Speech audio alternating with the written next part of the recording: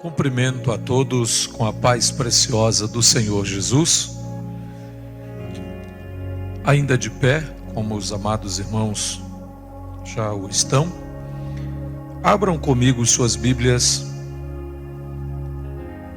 no livro de Jó, capítulo 1. Na verdade, nós desejamos ler tão somente 2 versículos. O primeiro está no capítulo 1 e o versículo 1.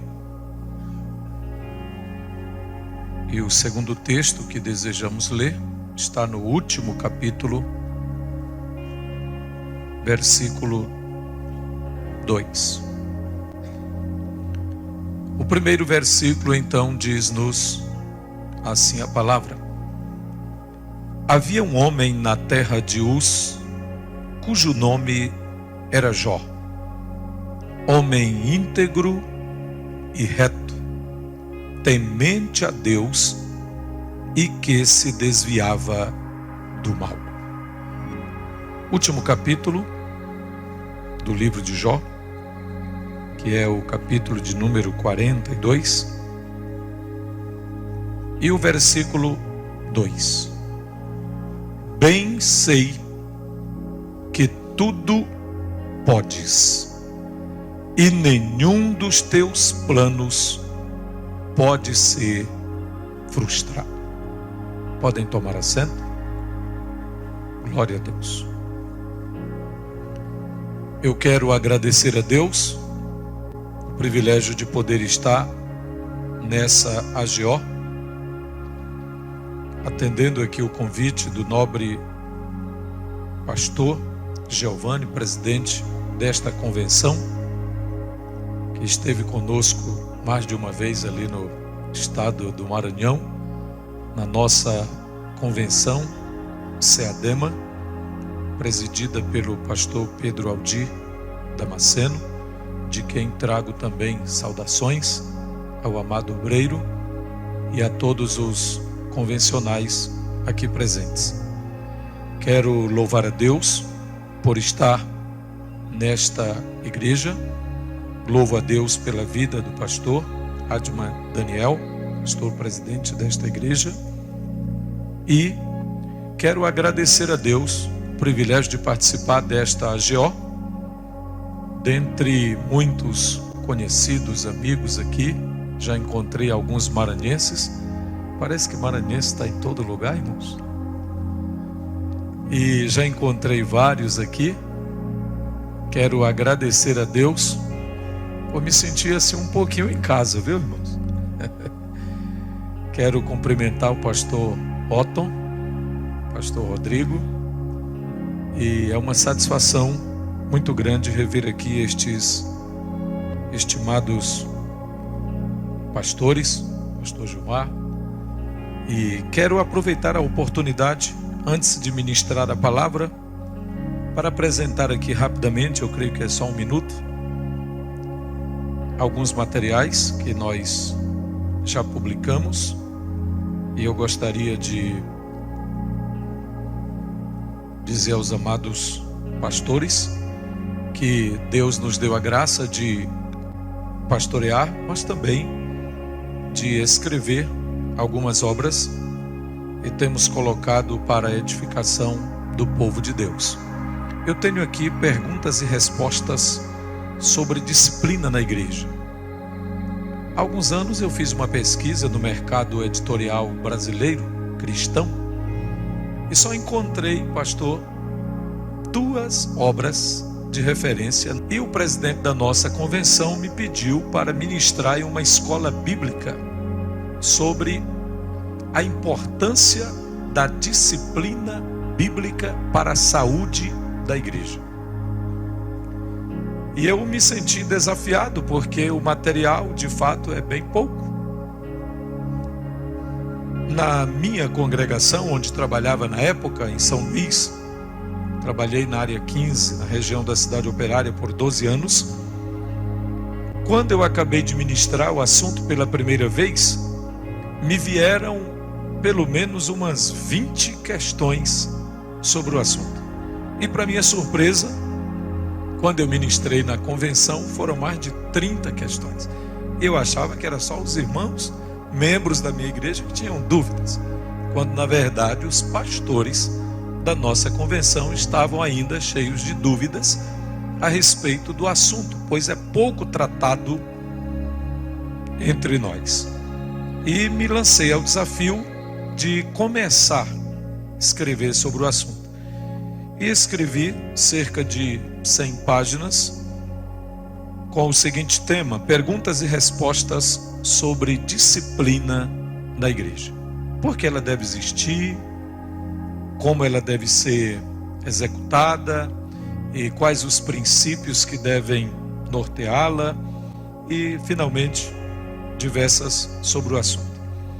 Temos um segundo livro aí à disposição dos irmãos, que é o nosso Cremos, uma introdução às principais doutrinas da fé cristã ensinadas pelas Assembleias de Deus no Brasil.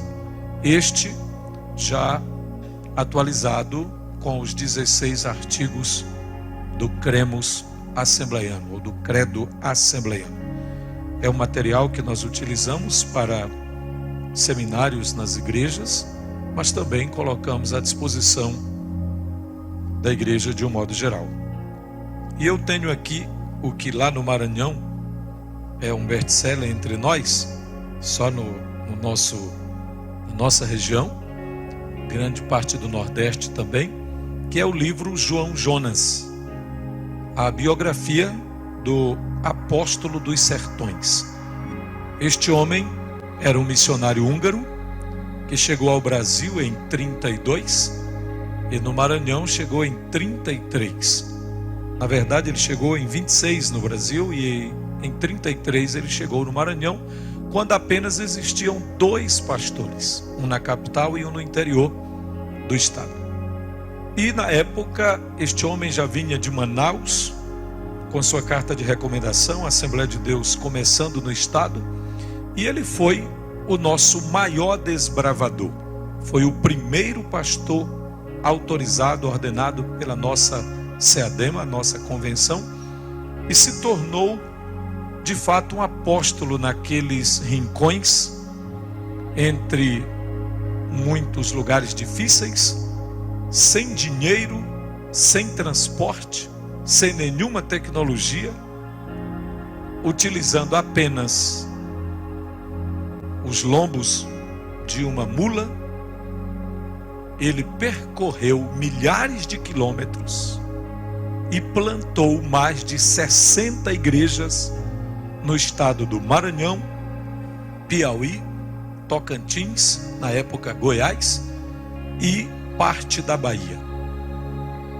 Ele faleceu aos 73 anos de idade, mas a biografia que consegui construir a partir dos depoimentos de dezenas de pioneiros que ainda encontrei, alguns que conviveram com ele, este homem era tão cheio do Espírito Santo que os seus auxiliares podiam comprovar facilmente a manifestação dos dons, com muita evidência do poder de Deus e a graça de Deus na sua vida. Para você ter uma ideia, ele ganhou para Jesus Alcebiades Vasconcelos e, dentre muitos outros líderes que se tornaram referências da Assembleia de Deus no Brasil, inclusive o pai do estimado pastor Otoniel Alencar, que faço menção aqui no livro, uma honrosa menção, foi auxiliar dele. Otoniel Alencar, genitor do pastor Otto, foi auxiliar deste homem e foi discipulado. Na verdade, ele forjou os primeiros grandes líderes da Assembleia de Deus no Maranhão e grande parte do Brasil. Deus usou João Jonas como um treinador de novos líderes, e eu quero deixar aqui apenas um pequeno exemplo da vida deste homem. Quando ele estava na semana de partir para a eternidade, o pastor Estevão Ângelo de Souza e o pastor Alcebiades Vasconcelos e Nelis Nelson resolveram fazer-lhe uma visita. João Jonas estava acamado em um lugarzinho do interior de Montes Altos, hoje Campo de Montes Altos, na verdade município de Amarante. Estava acamado e já sabia que era o tempo da sua partida, porque Deus o havia mostrado, e ele ajudou a cavar a sua própria sepultura. Depois disso, chamou os obreiros, disse como deveriam fazer, profetizou o futuro da Assembleia de Deus no Maranhão e no Brasil, e descansou. Mas, na semana de partir para a eternidade, aqueles 3 pastores amigos seus souberam que ele estava acamado, estava doente, prestes à morte, prestes a partir para a eternidade. Na época não havia como telefonar, nem mandar um recado assim muito fácil. Nem o correio chegava lá naquele lugarzinho chamado Cabeceira Bonita, que hoje é terra indígena. O que fizeram? Os pastores foram a si mesmo, sabendo que poderiam encontrá-lo. E quando chegaram naquela casinha, que eu tive o privilégio de visitar algum tempo depois, quando estava fazendo a pesquisa, gastei mais de 8 anos e percorri mais de 8.000 quilômetros para fazer a construção histórica da sua vida.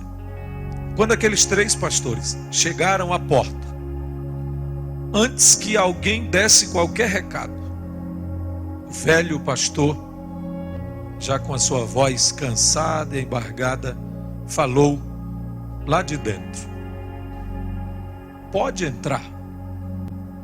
Pastor Nelis Nelson, pastor Alcebiades e pastor Estevão Ângelo de Souza, eu sei que são vocês que estão aí à porta, porque nesta manhã Jesus esteve comigo no meu quarto, me fez uma visita e disse que ainda hoje eu receberia a visita de 3 grandes amigos meus.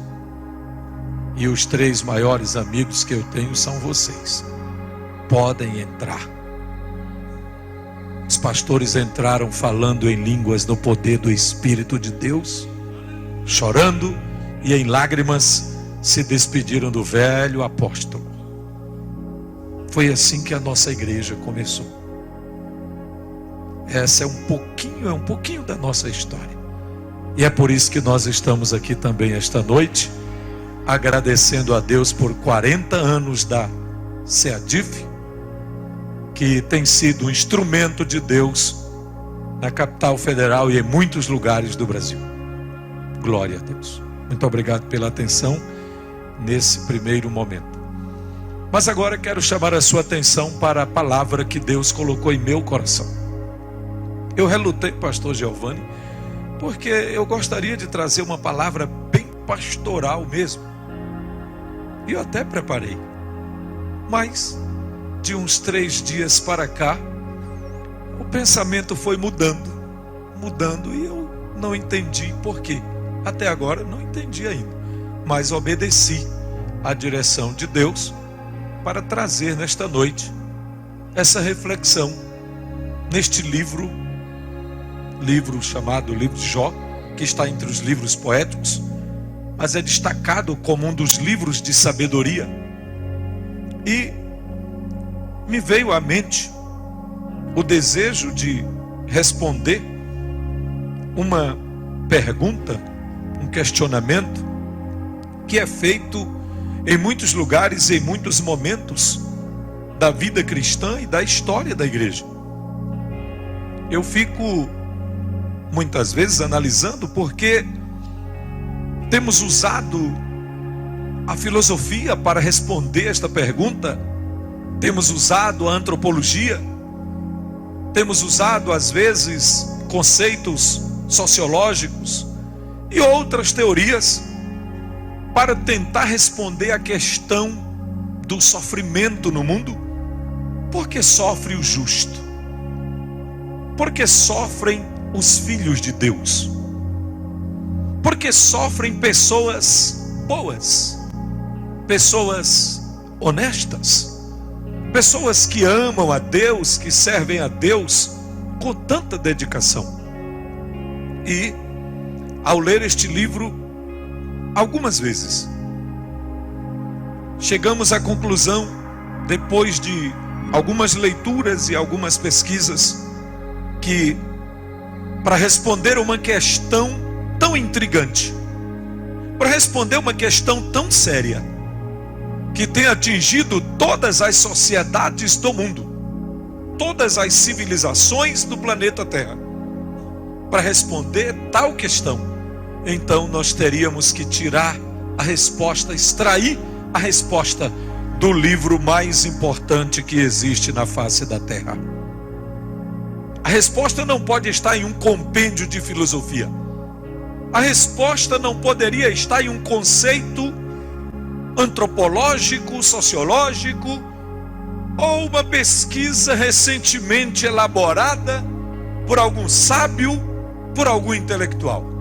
Certamente a resposta mais acertada, a resposta mais apropriada, só poderia estar na Bíblia Sagrada, a palavra do Deus vivo, a palavra inspirada por Deus, o Criador do universo, o Criador do ser humano, o Criador da vida, o Criador da nossa história, aquele que tem um propósito na vida de cada um de nós.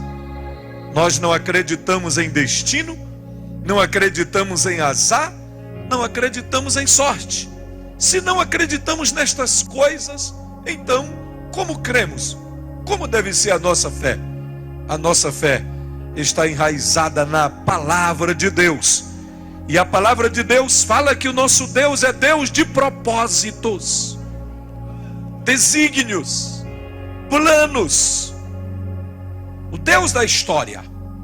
Ele é antes da história, Ele está na história, Ele é depois da história, Ele é o centro da história, Ele é maior do que a história, e é aquele que resgata o homem dos seus pecados cometidos na história. Então só poderíamos esperar a resposta desse ser extraordinário, que é transcendente, mas também imanente. Glória ao seu nome para todo sempre. Não preciso entrar nos detalhes da história de Jó, porque aqui todos conhecem. Estou falando para um seleto auditório de leitores da Bíblia, estudantes da Bíblia, pesquisadores da Bíblia. E me sinto aqui, pastor Giovanni, que o senhor me colocou numa dificuldade. Eu não tenho o costume de pregar assim em eventos tão seletos. E eu tremo e temo todas as vezes que vou pregar para pastores. Estou pastoreando há 23 anos, pela graça de Deus, já no 3º campo, e agora estamos pastoreando uma igreja com aproximadamente 7.000 membros e congregados, com 80 congregações e pontos de pregação. Mas sinto um peso muito grande quando tenho que falar para pastores, pastoras, missionários, veteranos, homens que estão dia e noite com os olhos voltados para este livro extraordinário que é a Bíblia. Mas todas as vezes que recebo um convite desses, costumo não rejeitar, porque entendo que tem um dedo de Deus aí pelo meio, de alguma forma querendo me ensinar alguma coisa, querendo me trazer alguma coisa nova, e é por isso que aceitei o convite e estou aqui no nome do Senhor Jesus.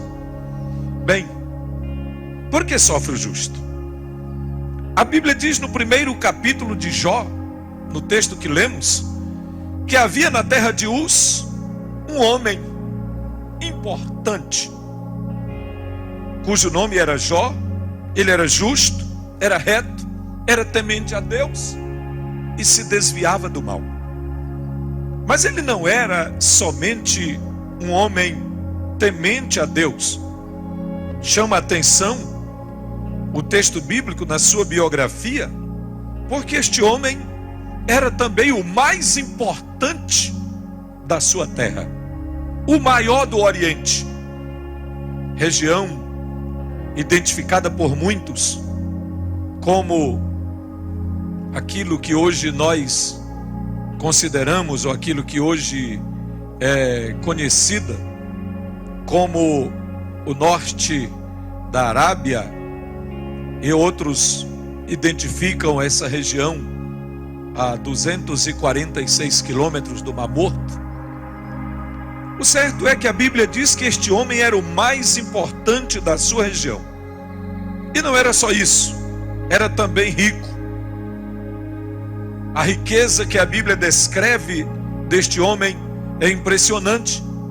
Ele possuía 7.000 ovelhas, 3.000 camelos, 500 juntas de bois e 500 jumentas.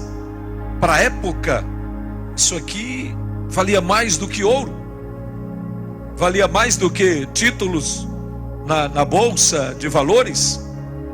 Era um homem empreendedor, um homem rico, um homem considerado grande e também fiel a Deus, temente a Deus.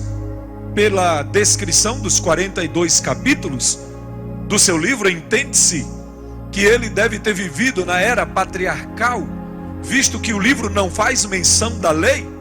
Possivelmente Moisés teria ouvido essa história no tempo em que viveu em Midian e teria sido inspirado por Deus para escrever tal história com alguns objetivos extraordinários.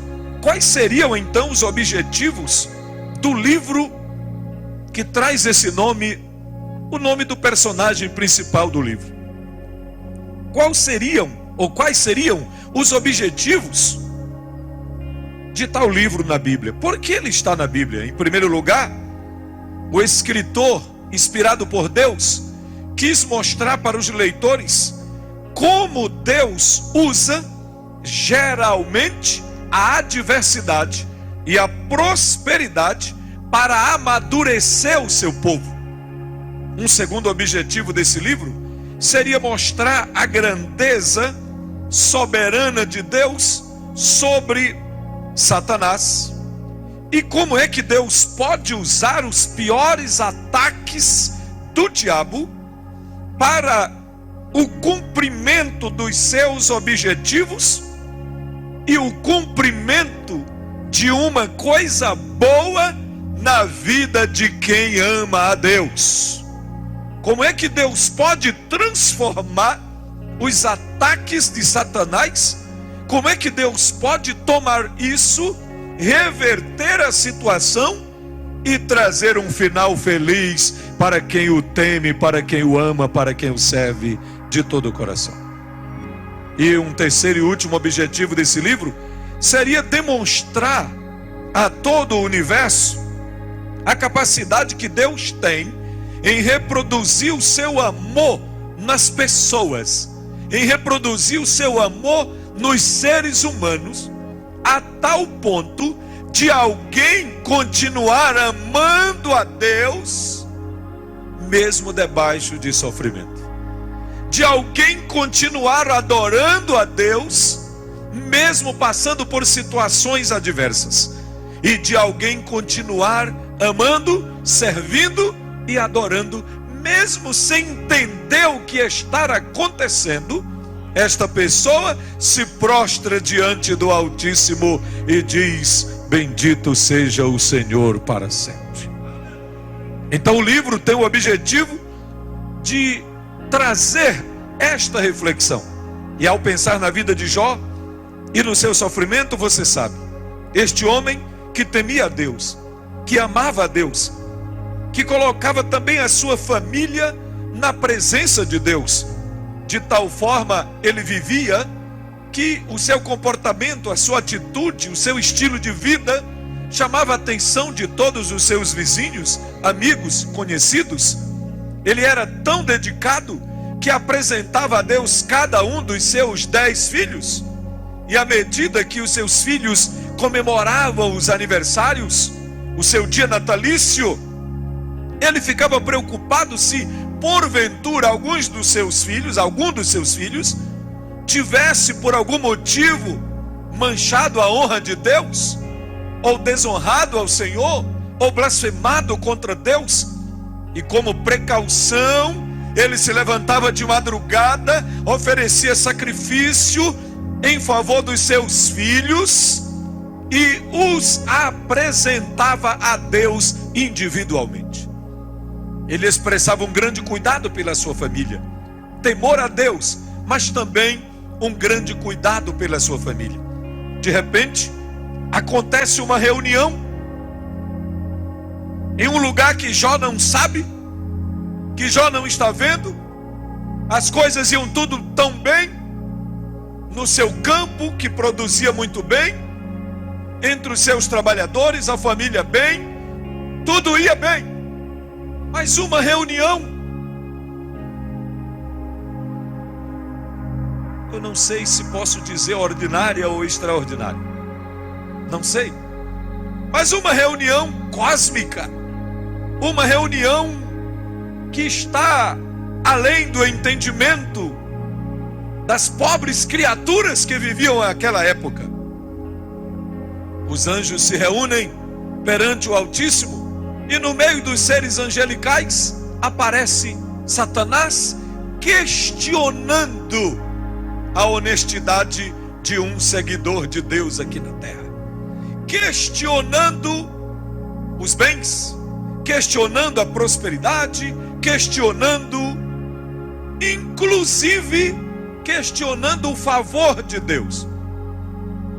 Inicialmente, parece que a questão é contra Jó, mas no final você percebe que o interesse do adversário era questionar a bondade e a fidelidade do Deus eterno. No primeiro momento, quando Deus aceita o desafio, Jó perde os seus bens e os seus filhos. No segundo momento, ele perde a saúde.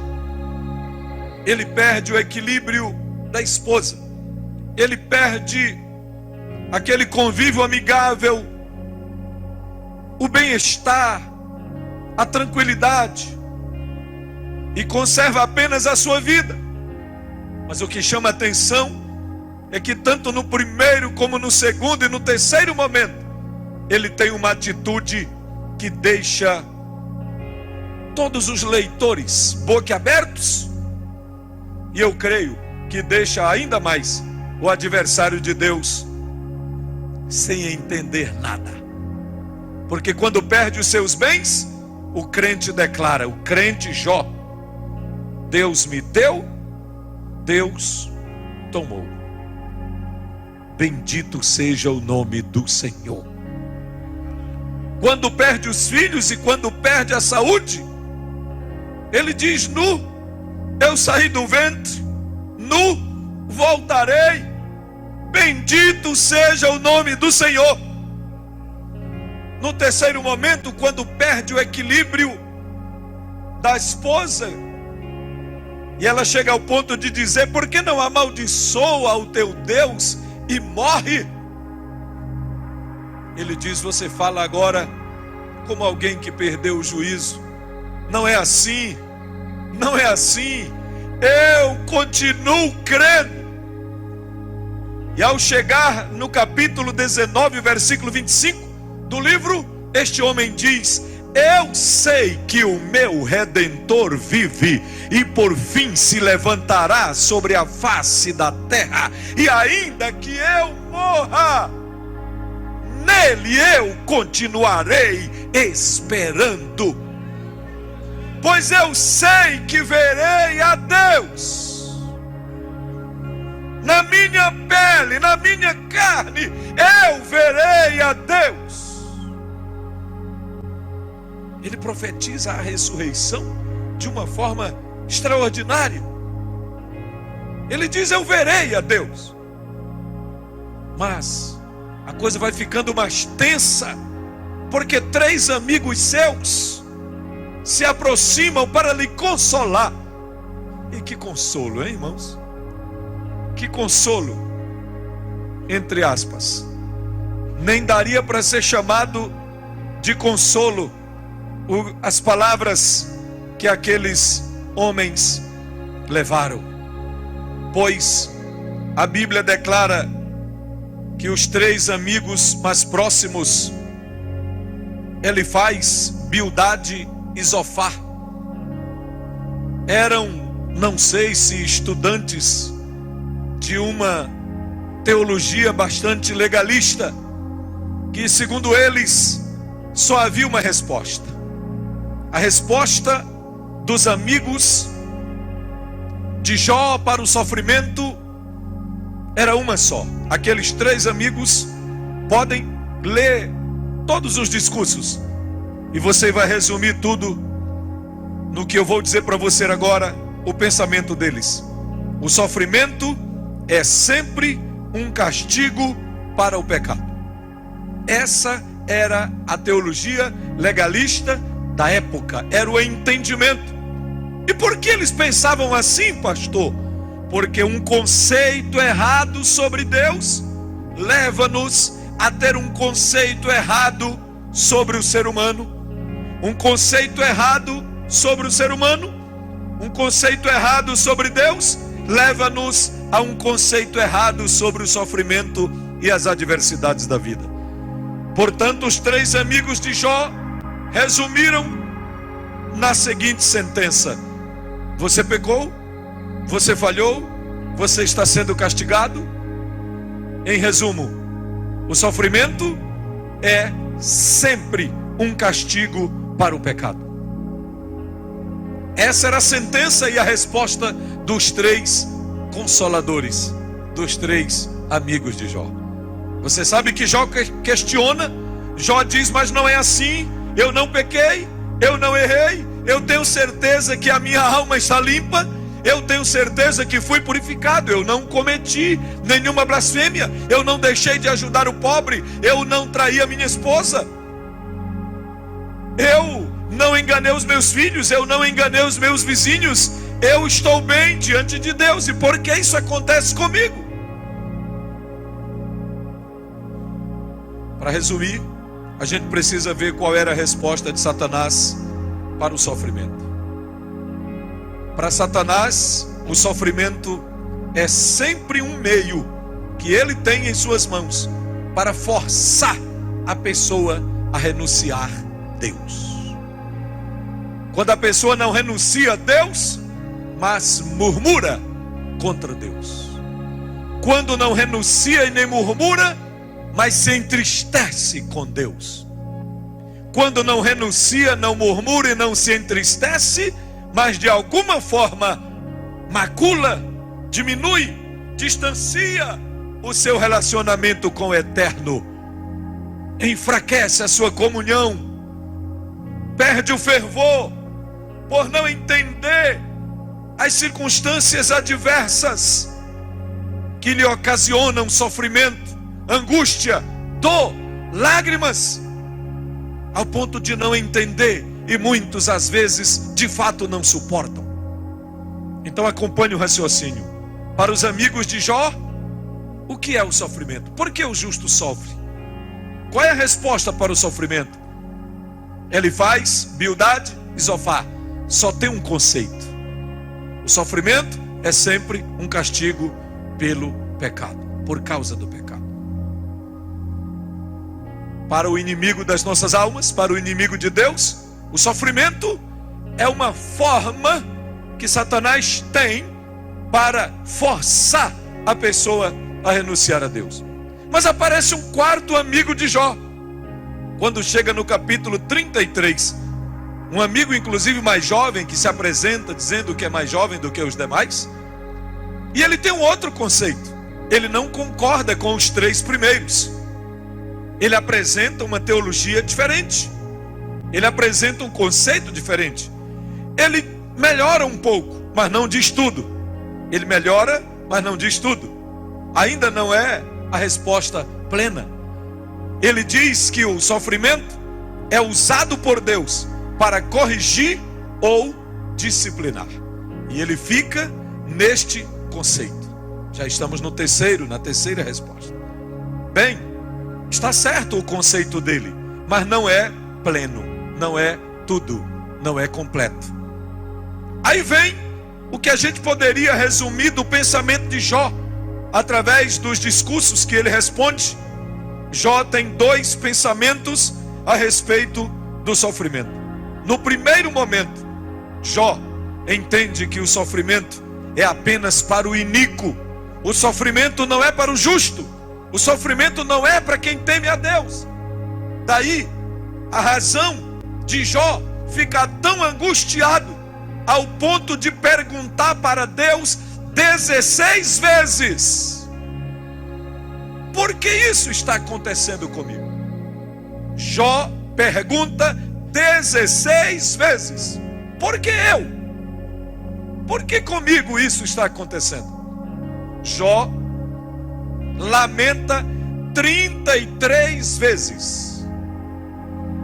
Além das 33 lamentações, ele dirige a Deus 16 perguntas, 16 questionamentos. E qual é a resposta que temos para essa pergunta no livro de Jó? Em 2 momentos, Jó nos ajuda a entender. No início, ele declara que o sofrimento é apenas para o iníquo, não é para o justo. Mas, logo depois, mais tarde, no capítulo 23 e o versículo 10, ele declara que o sofrimento é um processo refinador divino para produzir o ouro puro. É um processo refinador divino para produzir o ouro puro. Em parte, Jó concorda com Eliú, discorda plenamente de Elifaz, Bildade e Zofar, e concorda em parte com Eliú. Mas a resposta, queridos, a verdadeira resposta não é a de Satanás. A verdadeira resposta não é a dos 3 amigos de Jó. A verdadeira resposta não está com Eliú, o 4º amigo de Jó, o 4º discursador do livro. A verdadeira resposta também não está com Jó, apesar de ser ele o personagem principal do livro. Quem dá a resposta verdadeira é o Criador da vida, é o Deus Todo-Poderoso, que nos criou e que nos sustenta com o seu poder e com a sua graça. Ele é o Deus soberano. Ele tem soberania sobre a vida. Ele tem soberania sobre a nossa família. Ele é soberano na salvação e Ele é soberano também no nosso ministério. Ele é soberano em tudo. Ele é grande, Ele é supremo, Ele é maravilhoso, Ele é todo-poderoso. E é por isso que Jó declara no capítulo 42 e o versículo 2: bem sei que tudo podes, e nenhum dos teus planos pode ser frustrado. A soberania de Deus é a pedra que tem sustentado a maioria dos homens e mulheres de Deus no decorrer da história.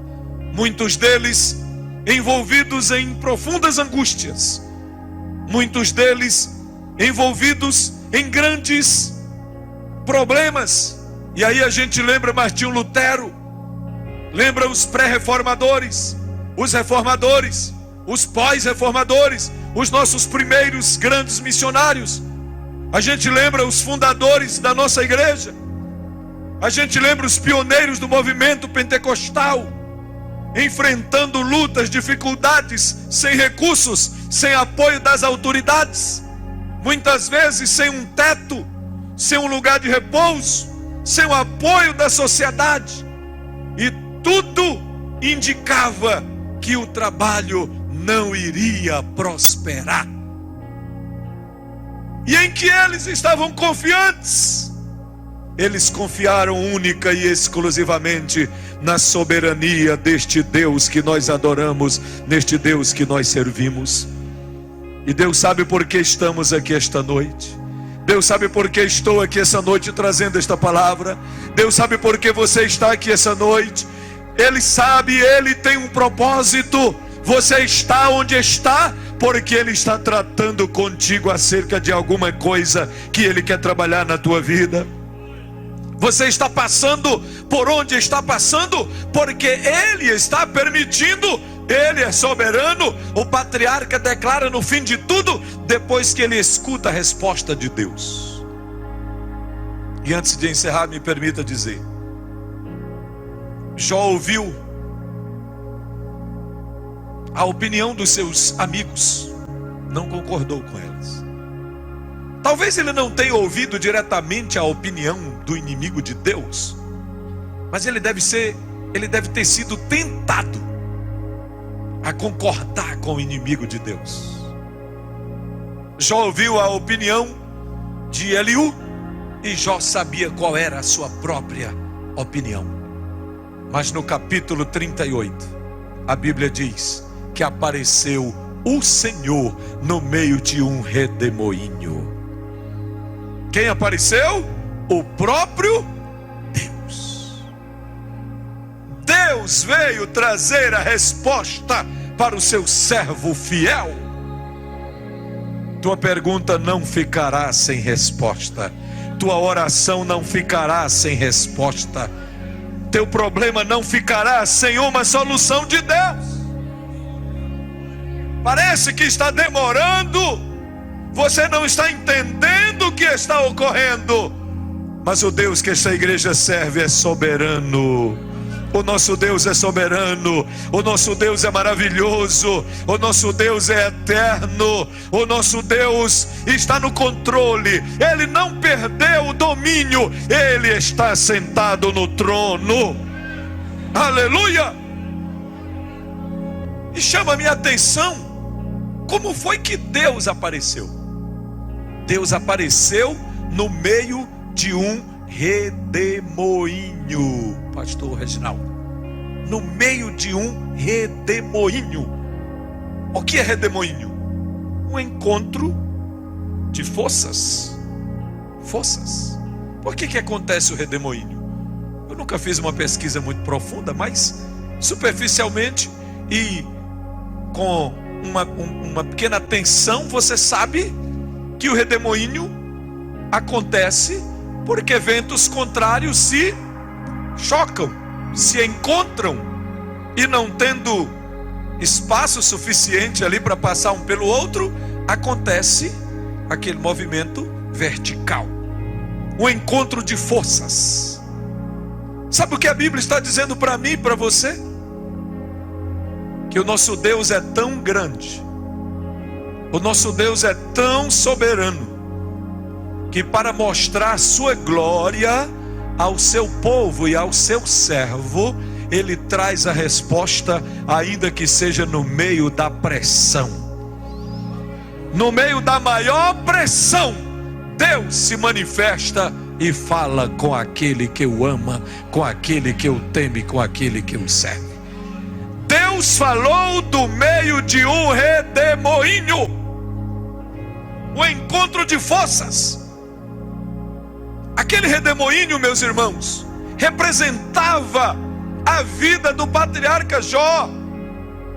Vento contrário de um lado, vento contrário de outro lado, perde os bens, perde os filhos, perde o equilíbrio da esposa, perde o aconchego dos amigos, perde o conforto, perde a tranquilidade, a saúde, perde tudo. Já estava perdendo a própria vida, o seu corpo entrando num estado muito difícil, se decompondo como que ele ainda em vida. Todo tipo de vento contrário. mas no meio de um redemoinho aparece o Deus Todo-Poderoso respondendo ao seu filho, respondendo ao seu servo. E sabe o que me admira? É que quando Deus aparece, Deus não aparece dizendo: olha, isso aí está acontecendo, por isso e por aquilo. Não! Deus aparece fazendo perguntas. E Deus faz 42 perguntas. Do capítulo 38, 39, 40 e 41. Deus faz essas tantas perguntas. E aí ele começa a mostrar o seu poder. O que ele está respondendo para Jó? Ele está mostrando para Jó que ele é grande. Esse livro mostra a grandeza da pessoa de Deus, mas mostra também a grandeza do poder de Deus, a grandeza do programa de Deus, a grandeza dos propósitos de Deus, a grandeza do povo de Deus, a grandeza do amor de Deus, a grandeza da graça de Deus, a grandeza da soberania de Deus, a grandeza do controle de Deus sobre tudo e sobre todos. E ele começa: Jó, onde tu estavas quando eu criava os céus? Onde tu estavas quando eu colocava os limites do mar? Onde tu estavas quando eu sustentava a terra sobre o vazio? Onde tu estavas quando eu formei o frio, formei o vento norte? Onde tu estavas quando eu selei a mão de todos os homens, coloquei uma impressão digital em todas as criaturas? Certamente tu já vivias, porque tu vives. Aí Deus ironizou: certamente tu sabes, porque tu já existias. Depois que Deus faz todas as interrogações, o patriarca se prostra diante do Eterno e diz: Senhor, eu te conhecia só de ouvir. Eu te conhecia só de ouvir, mas agora os meus olhos te veem. Agora é que eu sei quem de fato tu és.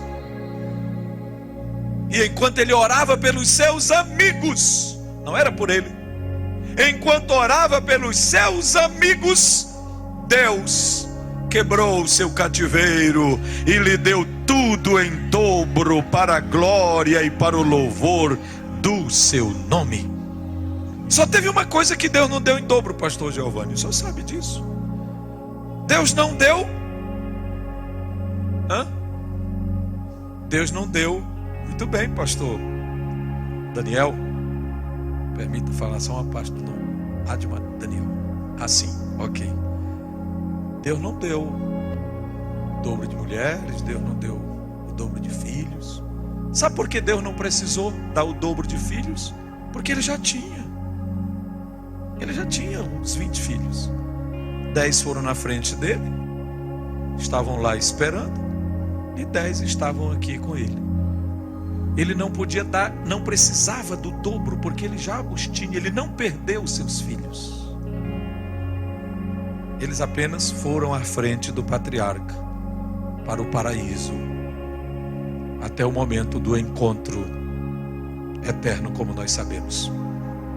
E agora a última resposta de Deus para o sofrimento, através dessa aparição de Deus, dessa forma que Deus se apresenta. Fique de pé, nós já vamos encerrar. Sabe o que Deus nos diz? Deus nos responde que o sofrimento é um privilégio que Ele dá ao seu povo, aos seus servos, para que o ajudemos a cumprir algum grande propósito que Deus tem, que a gente nem sabe, a gente não entende como é que se processa isso. Então, quando nós suportamos o sofrimento, as circunstâncias adversas, nós estamos contribuindo com o Senhor, cooperando com Deus no cumprimento de algum propósito que a gente nem sabe. Nesse caso, no caso específico de Jó, Deus queria refutar o próprio Satanás. Deus estava provando para o seu inimigo que é possível haver homens e mulheres aqui na terra que o amam quando não tem dinheiro, que o amam quando não tem saúde, que o amam quando perdem os seus bens, que continuam adorando no meio das dificuldades. Então Deus estava dizendo: olha aí, tu não disseste que ele iria zombar de mim, tu não disseste que ele iria blasfemar de mim, mas ele não blasfemou, ele continua sendo meu servo, meu adorador, meu filho, e continua temendo ao meu nome. A segunda resposta de Deus é que o sofrimento é um apelo para a gente confiar quando a gente não entende. E por último, o sofrimento pode ser um meio para Deus trazer alguém a tal ponto que essa pessoa chegue a um estado em que não saiba mais o que fazer e que se sinta tão indefesa que somente Deus poderá ser o seu defensor. É isso que Deus promove. O sofrimento pode ser uma ação de Deus para trazer alguém para perto dele, de tal modo que essa pessoa envolvida com o sofrimento, envolvida com a circunstância adversa, olhe para todas as direções e não tenha a quem recorrer, a não ser única e exclusivamente o Criador dos céus e da terra. Em outras palavras, a pessoa chega a um ponto onde não há mais saída a não ser por meio dele. Porque Paulo diz: ó profundidade das riquezas, tanto da sabedoria como da ciência de Deus. Quem deu a ele primeiro para que lhe fosse recompensado? Quem pode questionar o Criador? Quem pode questionar a soberania do grande Deus, Criador dos céus e da terra? No versículo 36 de Romanos 11, Paulo encerra dizendo: porque dele, por ele e para ele são todas as coisas. Glória, pois, a ele eternamente. Amém. Eu não sei o que você está passando na tua vida familiar, na tua vida pessoal ou na tua vida ministerial, mas você está aqui no lugar certo, diante dele, e ele acaba de falar comigo e com você que o controle é dele, o poder é dele. Ele controla o universo, ele controla as nossas vidas, ele controla o meu ministério, ele controla o teu ministério, ele controla o nosso futuro. Ele nos ama, ele quer o melhor para mim e para você. Levante uma de suas mãos comigo. Pai amado, em nome de Jesus, que esta palavra fique gravada em nosso coração e que o Senhor continue sendo soberano em nossa vida, para a tua glória e para o louvor do teu nome, em nome de Jesus. Amém. Pode tomar assento.